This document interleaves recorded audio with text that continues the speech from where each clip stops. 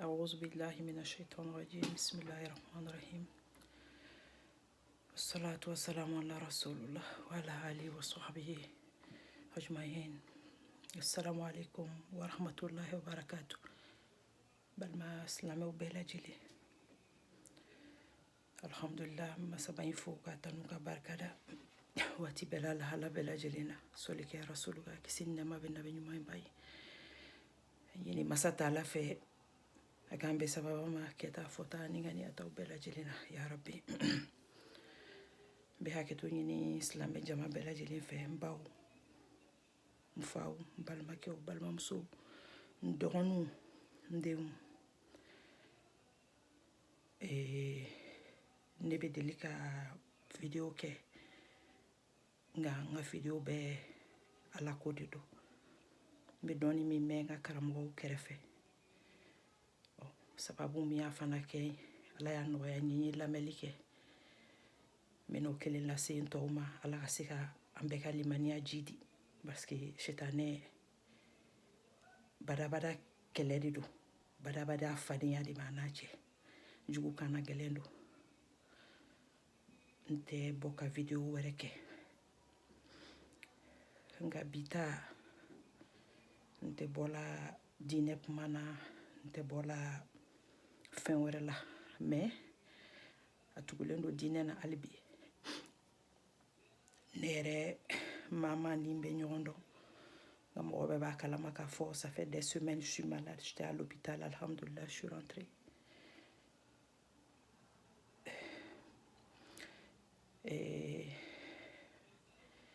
ne tun b'a ye mɔgɔw bɛ video kɛ ka fɛn dɔw fɔ ne yɛrɛ tun b'a contrôler kosɛbɛ n t'a faamuya nga tiɲɛ yɛrɛ la il y a des situations dans la vie n'i m'a vécu i tɛ se ka a fɛn o de la maa man ka mɔgɔ juger mais diɲɛlatigɛ ko mana kɛ cogo cogo an bɛɛ b'a dɔn bɛɛ bɛ sabali de i mɔgɔ ɲɔgɔn wele ka taa sabali de ma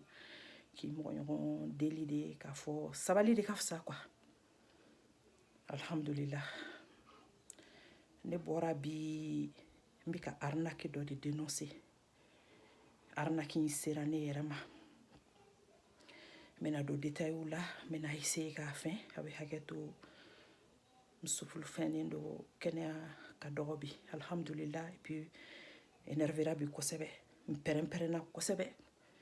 n man ka min kɛ donc o ye musofuru fɛn dɔɔni nka alhamdulillah ne balima silamɛw salon ni waati la n y'a san kelen n balimamuso dɔ groupe dɔ b'an bolo whatsapp ka ko secret de femme an balima damaw bɛ alhamdulillah an ye tɔn yɛrɛ sigi n balimamuso dɔ b'a kan n y'a dɔn ni tɔgɔ min ye o ye ko Aissata Anna Traoré madame Yara a cɛ tɔgɔ ko Buka Yara a bɛ engrais feere de kɛ a ka so bɛ Torokɔrɔbugu hakilila ni y'a furu filanan de n furulen do kulubali dɔ ma hakilila Ndouani a delila ka kɛ ko Mali misi fana ye nka bi n bɔra kalama k'a fɔ a jamu tɛ Traoré elle est Diabaté en fait n bɔra o kalama cogo min na n bɛna tila k'o yira o la n tɛna don détail caman na parce que a kɛra cogo cogo ala ko kan ka ɲɔgɔn sutura ko n'i ma ɲɔgɔn lebu k'ale ala b'i lebu f'i sunya kɔnɔna donc c'est quelque chose n b'a ye réseaux sociaux k'a ka caya mɔgɔw bɛ mɔgɔw lebu mais ne t'a supporter n t'a a cause pour la quoi nka ko dɔw bɛ yen f'i k'a kunbɛn ni bunadamaden ja gɛlɛyara ka se niveau dɔ ma i bɛ jɔ cogo de ɲini a la an balimamuso Ana mɔgɔw b'a fɔ a ma Ana Yara Buka Yara muso filanan salon a ye n contacté ne sigilen do États-Unis a ko n ma ko a den saba bɛ yen Kajatu Yara Jɔnkunda Yara ani Musa Yara a bɛ kulonkɛ yɛrɛ kɛ ne denmuso lamani ko o cɛ o ye an b'o kulonkɛ kɛ n b'a fɔ a ma n buramuso a b'a fɔ n ma n buramuso ko u ka taxi ko den ninnu 3 bɛɛ wolola Amérique yan 2 wolola Atlanta 1 wolola ko New York ko k'u ka taxi ko k'a dɛmɛ a la ayiwa n ko taxi ko kuma ka ca n ko taxi ko kuma ka ca dɛ n ko surtout ni taxi n ko i ka taxi delila ka di mɔgɔ ma wa a ko taxi ma deli ka di mɔgɔ ma ni mɔgɔ kelen tɛ n ko parce que numéro min don une fois qu'a bɔra i bolo ka ban a contrôle t'i bolo e bɛ se k'i kali k'e tɛ mais i tɛ se ka a bɛ don mɔgɔ wɛrɛ minnu bolo n'u ma kɛ ala ɲɛsiranyabagaw ye a ma nɔgɔn a ko k'a cɛ denkɛ fɔlɔ ko sigilen tun bɛ Washington ni ma fili ko mais il est rentré il y a 2 ans a y'o fɔ salon donc ɲinan bɛ k'o 3 ans ye n'o rentreli k'o ye tiɲɛ ye ko a bɛ essence feere la sisan Mali la ko depuis den ninnu wolola ko kelen dɔrɔn de bɛ den ninnu ka taxi file ko mais comme o rentrera ale yɛrɛ tun tɛ fɛ k'a kɛ n ko ayiwa baasi t'a la a ko n ma ko n ka n jija a la n ko n y'a mɛn n ko on a un peu de temps a kɛra fin janvier ka na début février o la on a encore un peu de temps parce que taxi bɛ ban officiellement le 15 avril de chaque année donc ne y'o date min yɛrɛ fɔ a ye n tun bɛ ARS tɔgɔ fɔ a bɛ segin a yɛrɛ tun bɛ segin o kan f'a yɛrɛ y'o dɔn quoi k'a fɔ taxi bɛ ban officiellement le 15 avril aux États-Unis donc maintenant a ye a tun bɛ to k'a fɔ n ɲɛna n ko n b'a jateminɛ n ko maa tɛ se ka mɔgɔ ka taxi di bɛɛ ma taxi ko problème caman bɔra a la a ka fɛn n ko mieux encore n ko ces pauvres enfants sont innocents n ko mɔgɔ dun mana mɔgɔ ka social sɔrɔ a bɛ se k'i mago sa a bɛ se ka ko bɛɛ kɛ n'a ye o dɔ bɛ se ka denmisɛnnin ninnu ka social utiliser ka kojugu kɛ u kɔrɔbayalen de u bɛ taa sɔrɔ problème b'u ɲɛ quoi n ko ces enfants sont innocents n ko an k'an ka a fɛn n kɔni y'a ko bɛɛ to i bolo i yɛrɛ denw don i taw don a lajɛ n ko n y'a mɛn entre temps je suis tombée malade le 22 février 2018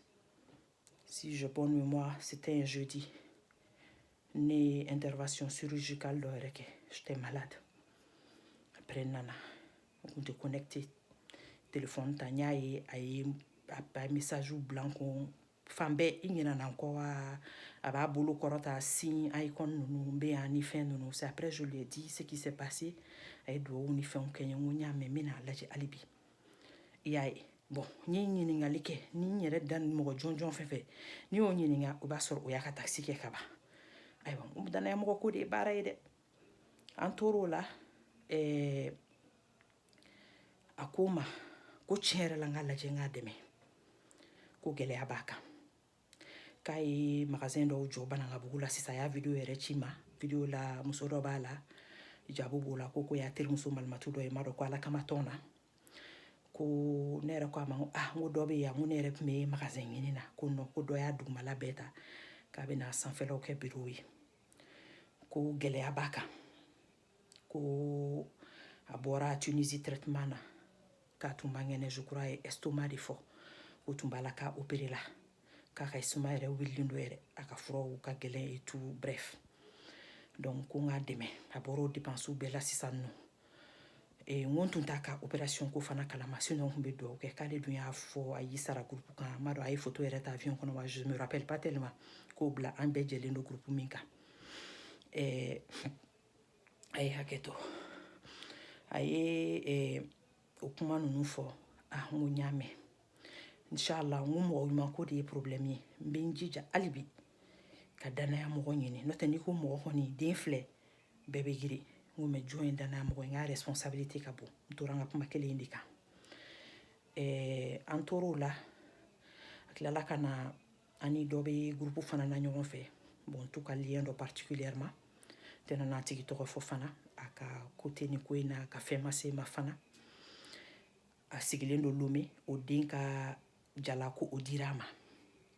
a yɛrɛ ye kuma in caman kɛ k'a to o yɔrɔ la n bɛ a ka jaabi photo ta k'a ci ma o bɛ jaabi da yɔrɔ la n bɛ denba kulonkɛ yɔrɔ la kuma dɔ la n'a ye vocal dɔw ci mɔgɔ ma sɔrɔ ko fɛn bɛna ban le 15 avril i denw ka kow b'i bolo dɛ a b'a fɔ a bɛ tila k'o effacer a b'a fɔ ko non ko mankan de tun ka ca u bɛ denba kulonkɛ yɔrɔ la ni fɛnw k'a mago bɛ wari la kosɛbɛ parce que a ko a cɛ ma ko cɛ ka wari d'a ma ka kɔɲɔ kɛ ko cɛ ye 40,000 d'a ma k'a ka duloki san a ye dulokiw san mais k'a ko k'a bɛ tila ka kɔɲɔkɛ wari yɛrɛ d'a ma ko cɛ m'o di ninnu dun y'u ka jala d'ale ma donc kuma ninnu bɛɛ tɛmɛna ne yɛrɛ nana jateminɛ gɛlɛya bi bɛɛ minɛ kamanagan bi bɛɛ minɛ waati bi gɛlɛya bɛɛ bolo mɔgɔ mana kɛ cogo cogo don dɔ la i bi sanfɛ don dɔ la i bi duguma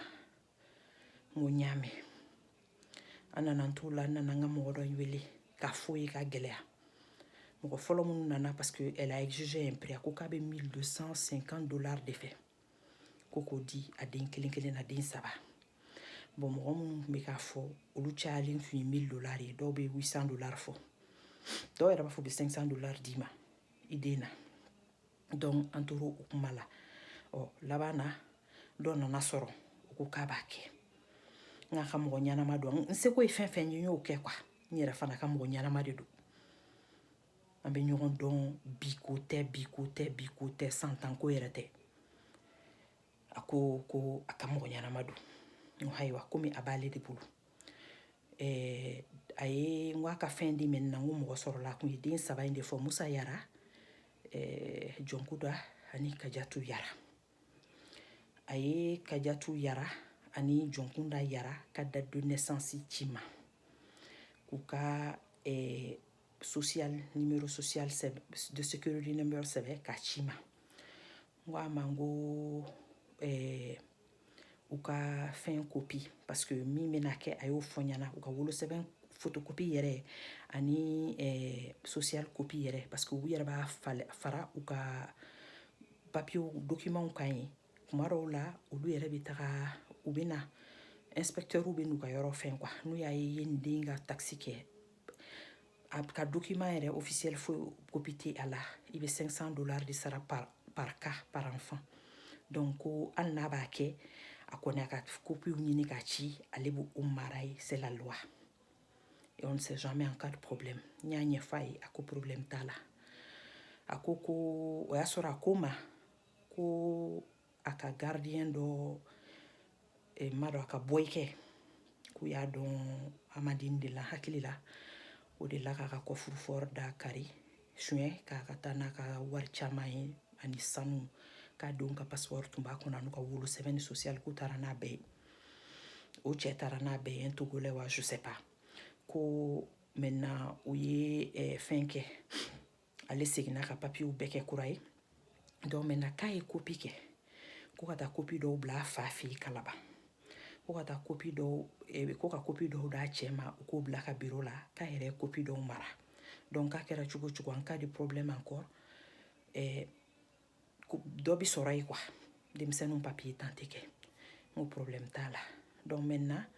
n k'a ka na ni papier n ye cɛ ka condition fɔ a ɲɛna n ko parce que u mago b'a la u yɛrɛ de ka fɛnw sariya yɛrɛ de don quoi a nɛmu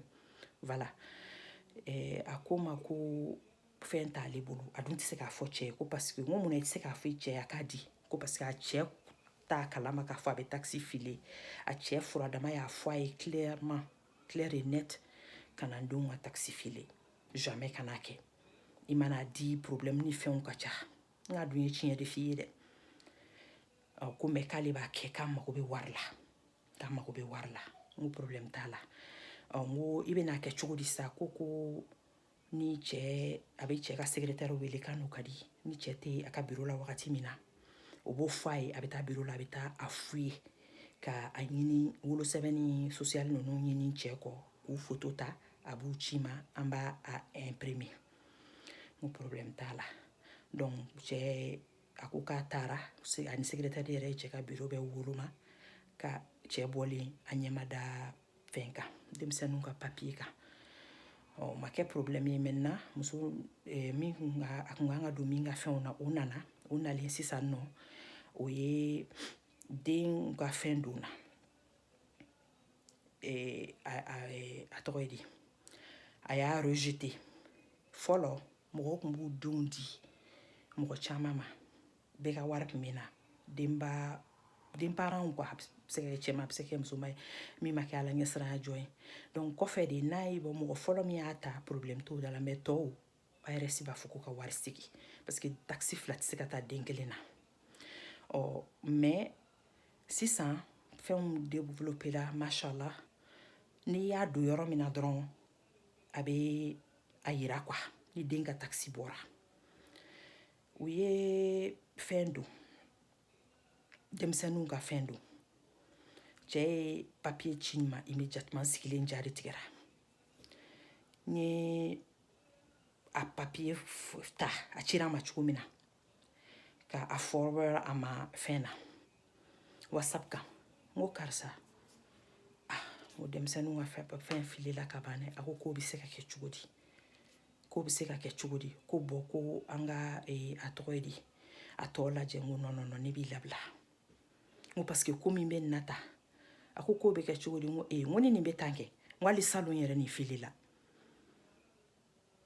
n ye n ka kuma fɔ ka da min kan ne ye kuraya a ko tunna mɔgɔ c'est-à-dire ni a contrôle t'i bolo quoi numéro min y'a fɔ n'a taara ka ban a taara quoi mɔgɔ mana accéder i ka social la ka ban a bɛ fɛ ka tiɲɛni min kɛ a b'i ka date de naissance dɔn donc maintenant n y'o kuma kɛ a ko ne ma ko o tɛ se ka kɛ ale ka social denw ka information bɛ cɛ denkɛ in dɔrɔn de bolo sisan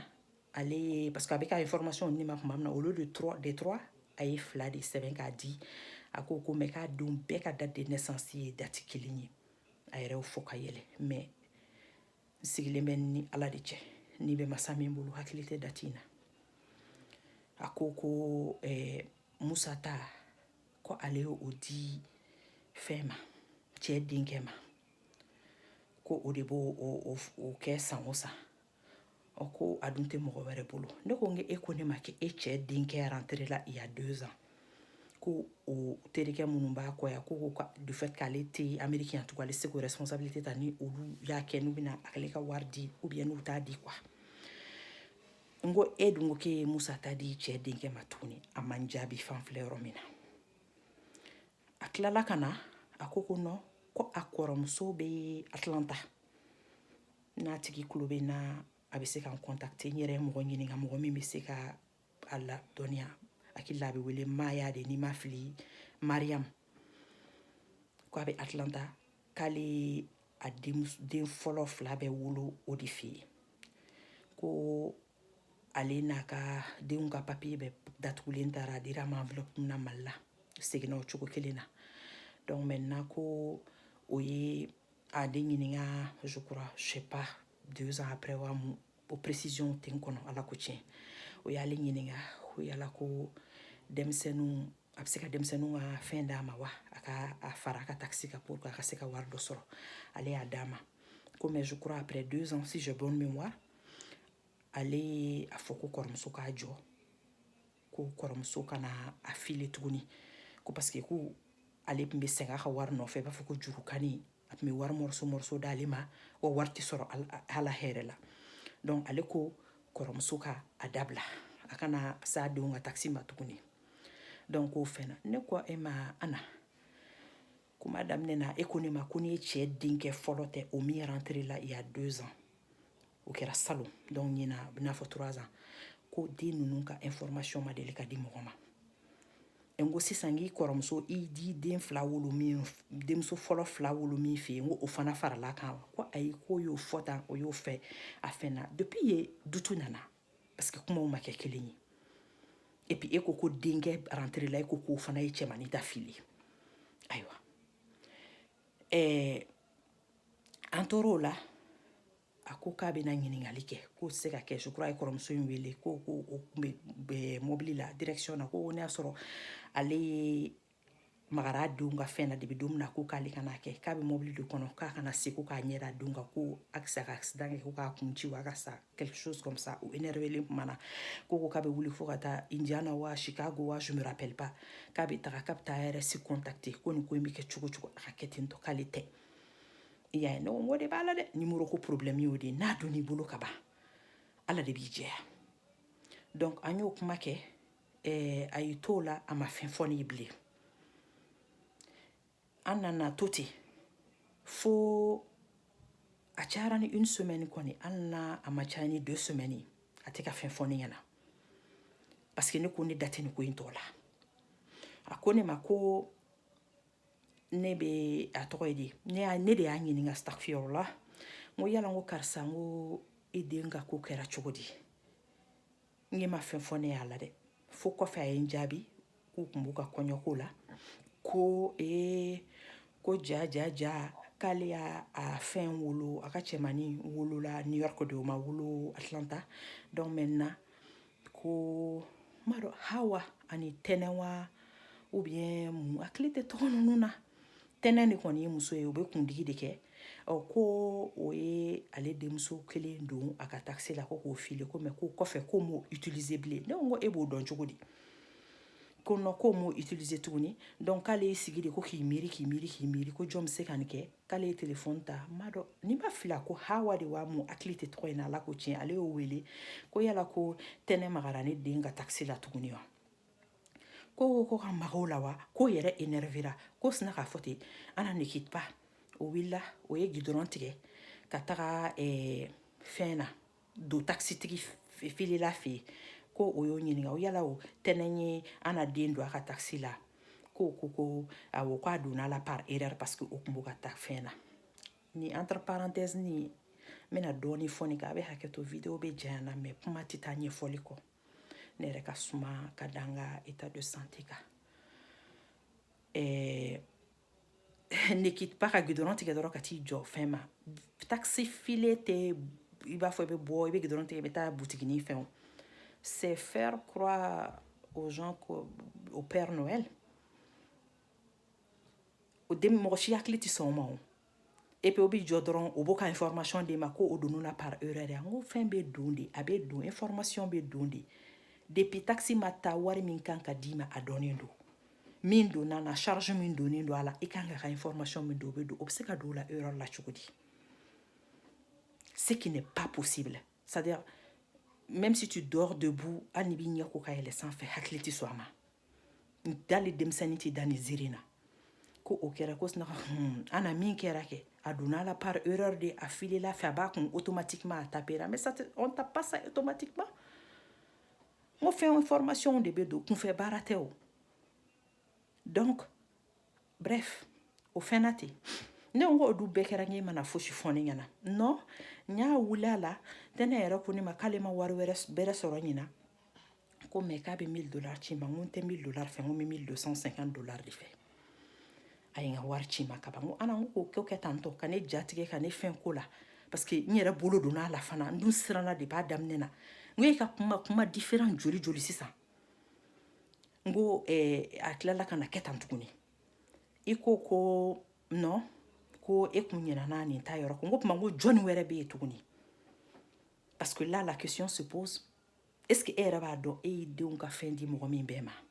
ko non ko mɔgɔ wɛrɛ si tɛ yen mɔgɔ bɛ se ka da o kuma la tuguni wa a bɔra mɔgɔ kelen na ka na fila la ka na saba ni naani da don a la kabi yen n yɛrɛ ta jɔrɔ n nana min fɔ an ɲɛna k'a gɛlɛya ma n ko kɔrɔmuso ko k'a bɛ ARS wele ko nin fɛn n ko Ana n ko papier ninnu tɛmɛna ne yɛrɛ tɛgɛ fɛ n ko n bɛ fɛ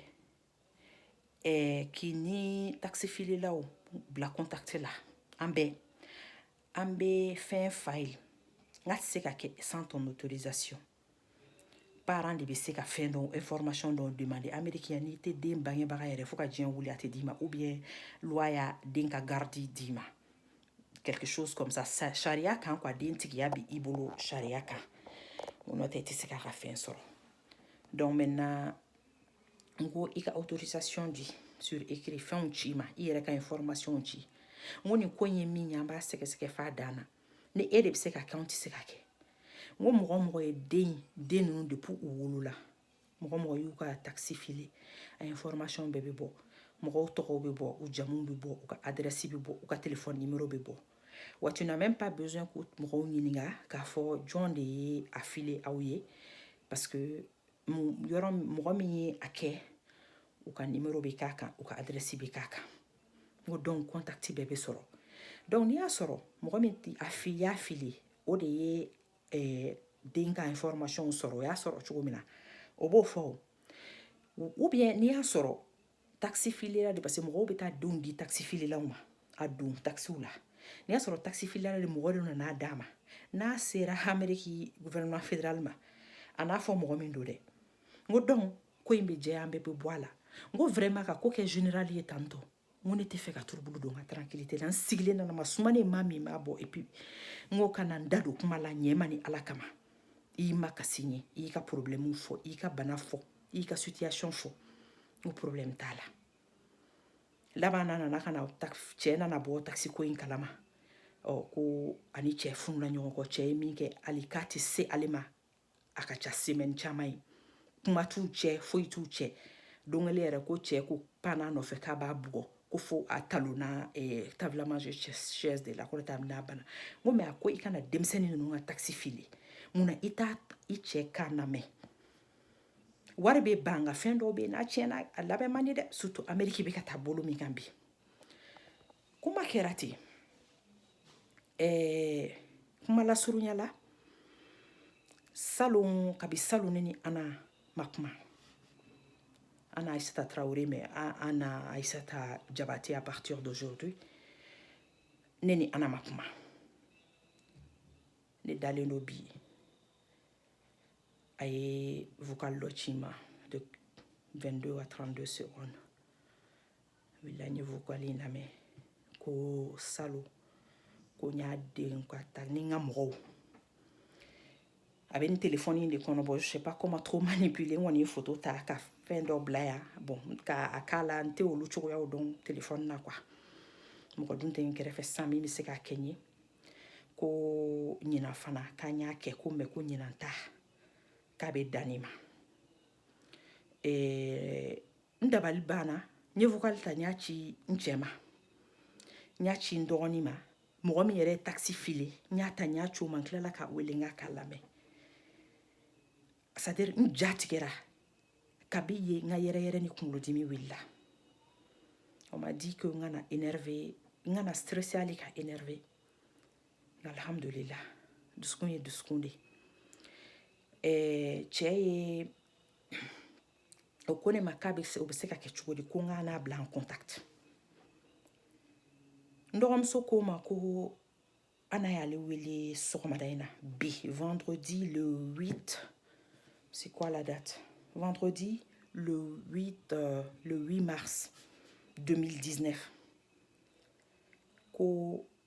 a y'a wele a ye numéro minɛ dɔ la n tɛ n'o fana tɔgɔ fɔ ko a ko tigi ma de ko n'o bɛ ne fa ka numéro dɔn o ko ayi donc ko ka ne dɔgɔmuso ka numéro d'a ma o y'o d'a ma k'ale wele k'a ko ale ma ko ka ne an fa ka numéro ko ale k'o d'a ma quoi k'ale ko k'an fa ka numéro ko k'ale ko ok bon ko sunɔgɔ de ale tun bɛ ka sunɔgɔ de quoi après ale ye téléphone bila ça lui a paru bizarre quoi ale kɔni ma fɛn fɔ ale y'i da ko peu après a y'ale rappeler k'ale dun ma numéro ci ale ko a ma ko siɲɛ fɔlɔ la kɛlen ka weleli kɛ a ko Ana de don mɔgɔ min y'a ka numéro di a ko o tigi tanti ko Ana ko jɛmani ko ka bɔ secret de femme kan donc ko ale mago b'an fa ka numéro la donc a kɛlen ka rappeleli kɛ maintenant n dɔgɔmuso ko a ma ko e mun mago bɛ anw fa ka numéro la ko non ko n bɛ fɛ ka fɛn dɔw de ci a ma k'e bɛ fɛ ka mun fɛn dɔ ci anw fa ma ko fɛn dɔw de bɛ n bolo n bɛ fɛ ka minnu ci anw fa ma mais a t'e dɔn e t'a dɔn ko mun na e ma ne kɔrɔmuso ɲininka an ka ne fa ka an fa ka numéro di i ma k'a ko problème t'a la k'a bɛ ne yɛrɛ ɲininka a ye téléphone tigɛ ten ne ko ah bon n ko oui donc maintenant a ka vocal in fɛ sisan ne y'a faamuya c'était pour appeler mon pauvre père pour lui dire que ne y'ale ka $1000 dun ne y'o suɲɛ ne y'o kalabanciya ne y'o ŋanamuya a tun bɛ na ne bangebaaw wele de ko o de fɔ a ma ne yɛrɛ ɲini fɔlɔ ni mɔgɔ ye hali ko k'i la si tu as les preuves i b'a tigi ɲini fɔlɔ ko bɛ dan ye i ka preuve b'i bolo a mana da gɛlɛya cogo cogo ko n'i bɛ da gɛlɛn bi i b'a tɔn tereke bugurijɛ de la karisa preuve filɛ nin i ye n ka wari dun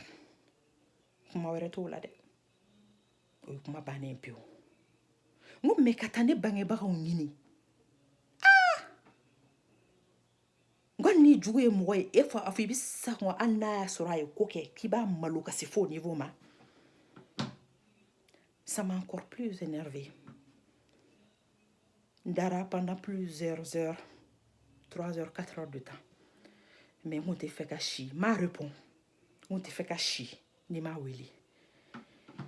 Après, Mali, je crois 23 heures, je ne me rappelle pas exactement. Nya willy. J'ai fait le téléphone. Allo, la mapma. Quand fait téléphone sonné na. Amata, au kera 2 ou 3 fois, téléphone be sonné à tata. Là-bas, j'ai essayé au moins plus de 5 fois. J'ai vu que téléphone faralé nous. Téléphone faralaka parce que tu répondeur quand directement. Donc là, je suis venue sur son WhatsApp. Nyafo. Ngo ana. Ngo nika message sorobi ki ne fanyi ni ki beta fanyana. Koni ka taxi do.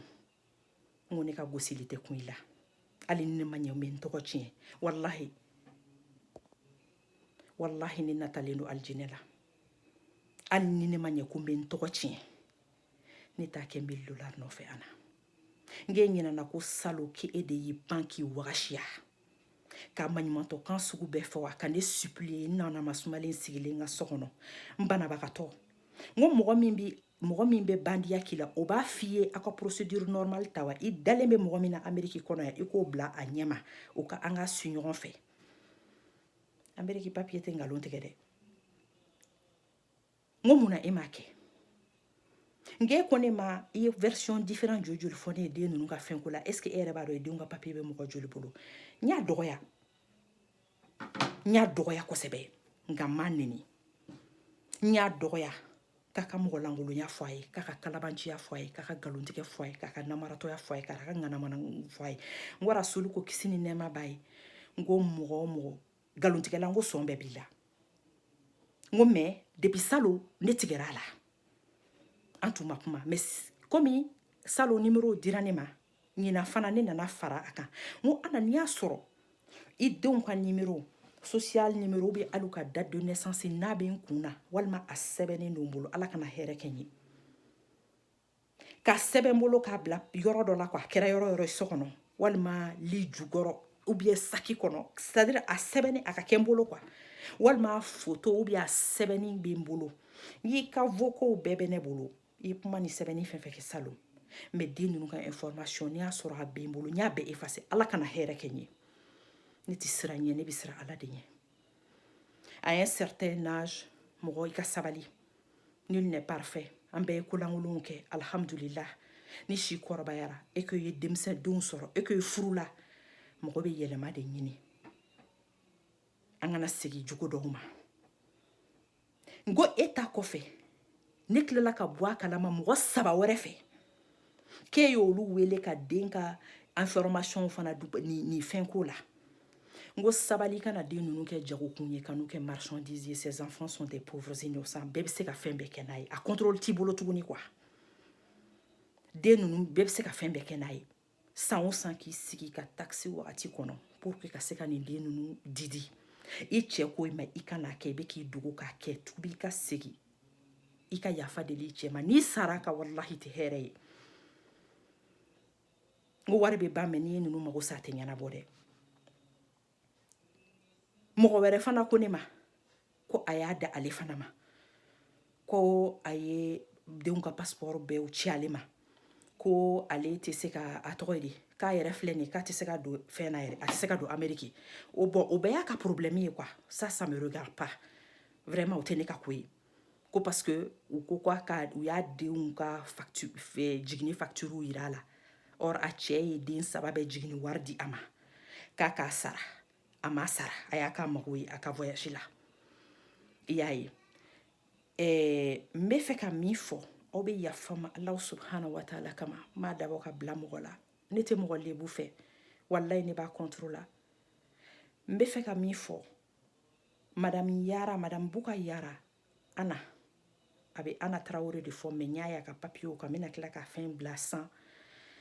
k'a fɔ ko jabate de don n'a y'a den di mɔgɔ o mɔgɔ ma Amérique kɔnɔ ka na den minɛ tuguni a bɛ den di mɔgɔw caman de ma san wɛrɛ a bɛ dɔ wɛrɛ fara a kan tuguni komi ne de kɛra a ka victime faible ye ne y'a dɔgɔya kosɛbɛ bi a fana ye kuma caman fɔ ne ma ko ne ko k'a tɛ se ka don Amérique n ko tɛ n ka problème ye minnu fɔra n ye n seginna k'o de f'i ye ko a bɛ na yan juin ko kana daji tun ne kunkolo la yan ko ne ka jɔsi ni wari in kɔni tɛ ne mana kɛ fɛn fɛn la hali ni ne bɛ boko de la ne ma taa mun ka problème f'e ye dɛ ne ma makasi e ye dɛ e ye min fɔ ne ye ne m'o inventé fana dɛ wa n bɛ k'i kɔnɔ n'i ko ko tiɲɛ tɛ ne ma fila f'i ye i ko ne y'i ka den ka taxi wari dun salon ne ni n ka mɔgɔw ko k'a dun ɲina Anna amène les preuves c'est tout ce que je te demande i preuve mun b'i bolo n b'a fɛ i ka na n'a ye na a jɔna n b'a fɛ i ka n'a jɔna Anna ko n y'i denw ka fɛn kɛ i ko il y a 2 jours k'i y'a kɛ donc i bɛ gerebu yala ni denw ye tuguni hinɛ mɛlɛkɛli ninnu na en même temps n bɛ a fɔ bɛɛ lajɛlen ye mɔgɔw k'u kɔlɔsi an bɛ denmisɛnnin ninnu ka avenir tiɲɛ banalement ta social tɛ kulonkɛ ko ye Amérique yan wa ni problème kelen de y'a to ko caman gɛlɛyalen dɔ bi mɔgɔ dɔw bɛ yen u bɛ deli ka na yan sans problème mais u ka visaw bɛ annuler ou bien u bɛ lasegin ka bɔ aéroport la a bɛɛ ye nin denko in ye nin de la fana mɔgɔw tɛ sɔn mɔgɔ kana jigin a fɛ yen bi parce que jiginniko kɛra problème ye u y'a fɔ k'a bila depuis jamanakuntigi kura min bɛ yan sigi kuma ko ni mɔgɔ mɔgɔ nana jigin i fɛ yen ni a ka jiginni sara kuma kɛra wuli ko fɛn ye n'a tigi m'a sara a nana jigin e min ka adresse la e de b'a sara o tɛ foyi fɛ ka foyi mɛn donc o de la hali ni mɔgɔw nana jigin yɔrɔw la adresse wɛrɛ bɛ ɲini jama bɛ yɔrɔ minnu na a tɛ dɔn mɔgɔ kelen ka mɔgɔ ye mɔgɔ min ye u ka fɛnw bɛ ci ye de u bɛ taa a ta donc nin ye gɛlɛyaba ye mɔgɔw kan n bɛ fɛ ka bɛɛ de ladɔnniya min ye ne sɔrɔ a kana mɔgɔ wɛrɛ sɔrɔ tuguni Anna Madame Yara Anna Aïssata Diabaté n'a b'a fɔ ko Anna Traoré a delila ka kɛ ko Miss ye Mali la 2002 wa je sais pas tout ça ce n'est d'ailleurs pas mon problème mais a y'i kali ko ne y'a ka fɛn dun a ye a tɔgɔ di ne pɛrɛn-pɛrɛnna bi kosɛbɛ n ka bana juguya kun y'o de ye ko ne ka taa n ka stress ɲini yɔrɔ wɛrɛ k'ale tɛ a ye kuma caman fɔ ne yɛrɛ fana ye kuma caman fɔ a ma n y'a dɔgɔya fo ka nimisi wasa parce que énervera parce que a bagara n ma kana bagan sigilen ma preuve t'i bolo maa min m'a bɔ e de nana n'i ka makaritɔkan ye hali ni miliyari b'e bolo Anna ne ka mago t'o la o e de nana ne ma k'i ka misère fɔ ne ɲɛna o n taara opérer Tunisie dɛ n bɛ fɛ ka n ka so fɛn gɛlɛya bɛɛ na mais terrain minnu bɛ n bolo pour que hali n ka se k'u feere ka wari sɔrɔ o la fo n ka kɛ titre ye ni n dun y'a kɛ titre pour que n ka kɛ titre ye fo o yɛrɛ fana na fo wari ka kɛ n bolo donc n mago bɛ wari la cogo bɛɛ la e de nana ka n'i mago fɔ ne ɲɛna awɔ ne bɛ n ka jɔsi la Amérique yan ne bɛ n ka misère la yan nɔ ne ka jɔsi wari ni ne tɛ se ka fɛn d'e ma tiɲɛ don problème fosi t'a la mais ne ko Ala yɛrɛ ko k'i kana mɔgɔ bisikiya ka sɔrɔ fɛn t'i bolo wa hɔrɔnya la sira dala ka ɲɛ ne tigɛra e la parce que e ye nɛnkun 300 bɔ i da k'a fɔ ne ɲɛna u bɛɛ bɛ ne kun problème fosi t'a la i fana bɛ se ka na mais n bɛ min kɛ ni kuma bɛ ko kelen dɔrɔn de nɔfɛ n ka bɔli raison fɔlɔ mɔgɔ si kana sɔn ka Anna Aïssata Traoré ou Diabaté Madame Bouka Yara denw 3 Jɔnkudala Kajatula ani Musala ka papier minɛ tuguni a bɛ Amérique bɛɛ bolo tu vas avoir des problèmes n ka kuma filanan k'a fɔ denbatigi bɛɛ ye bɛɛ k'i hakili to i yɛrɛ la ces enfants sont totalement innocents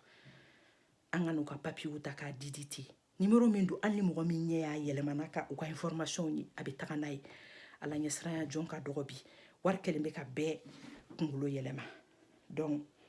bɛ hakɛ to ɲini aw bɛɛ fɛ video janyana nka ni kuma min tɛ taa ɲɛfɔli min kɔ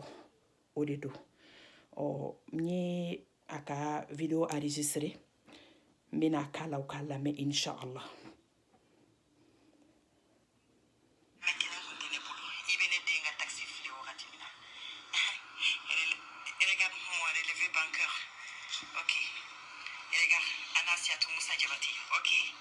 Regarde-moi relevé banqueur. Fantandinha Faragoué. ne hine benena e bi ka joshi war nema oh la la la la la la la 2018 Sanjara Samaja nega relevé nega nga sosaro beji nga konti kono Sanjara Samaja moi j'ai 3 locations à prendre chaque mois ngo finyana. Ok, donc ay vidéo min sine fantande nya farajema o de fleni alhamdulillah. Donc aka adresse ni toko fle ma jabate nyere meni bite ma delika même goda a sebeni fleni Anna Asiatou Moussa Diabaté Torokorobougou rue 318 porte 177 employé de commerce Bamako Mali. Anna Aïssatou Moussa Diabaté Otuma kala jula sangoyi Diabaté jali hinanena anni ni tigalendo nena ni ka josi warti se ka dima nyamakala horonta de nyamakala ifo ka jiyan wuli de yaro donc bideli atiketa bideli adabla demseni nunu kama tundero en bas service nere de matigidi ne bi arnaque neta kenina ne bi kuma kelen doron de nofe et mi fo ne mi fo obey fenwere sisan moi je veux les preuves ni koin akadanema moi je veux les preuves ikone de unka wari mine ka du salo ana ala nyebila ni konye di alama ikone ya mine ka dunyina ana ni di alama ni konye di alama comme mal tonyoleli hijabutani alache ne blala etamina bi ka baganema kanye alabolo ndalendo hay hakliti langa jenatike konnana ne regret minke dans ma vie c'est de t'avoir connu. Il m'a fait bouler katane fan offert. Voilà, je t'encourage. Bidele kanato sini samedi 9 mars 2019 ka klika bi. Kasoro imatane wulu fanyeni katani fanyana. Ana ibado ko alati kelintai. Ibado ko mabe jo tout la ki siri fube boala. Ibado ko musokolindi mangana wulu. Ibado ko mo be sekodo langa bi toto. Kan galonti ke kake kalabanche ka jagele ya kaka. Ga foka damateme. Ko dombe zonta e dongele fentikita ide. Beka la stopu be ko beka terminusi be. Beka dandombe. Otuma. Buka yara muso flana ana Aïssata Diabaté ou bien Traoré amana ke fen fenye nteni photo ira ntena fen wore fo ye kuma fo ma nyere kuma fima membora ka fo mo parce que ni taxi wakati di iko kiya ye ka fo ko den kele demso kajatu ka taxi fili la kone de yake ana niya soro ne yake nkonya di alama ni ya soro ne make ana mfana nyi konya yira alala ala kana nyina sambi na makiti eni ne nyonje fo ne ya soro nyaga mi bando na kelen joli la de fo ne ya soro wallahi ando la kelen de horo yi fo ne soro ando la kelen de halalai donc bela jelin ki kolosi kuma nyuma kuma kanduma ni folaw tuba bon cheso bi kelaw ayaw kolosi we problem sama ambe tunga fe ambe yere nyinina abe fofana kibe nyumadi haketo be kumaka wassalamu alaikum wa rahmatullahi wa barakatuh.